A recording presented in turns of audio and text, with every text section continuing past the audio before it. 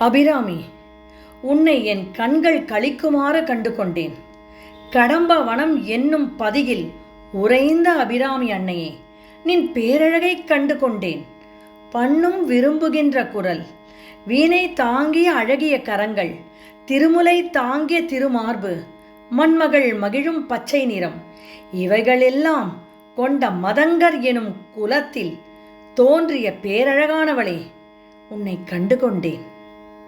கண் களிக்கும்படி கண்டு கொண்டேன் கடம்பாடவையில், பண் களிக்கும் குரல் வீணையும் கையும் பயோதரமும், மண் களிக்கும் பச்சை வண்ணமுமாகி மதங்கர் குல பெண்களின் தோன்றிய எம்பெருமாட்டி தன் பேரழகே.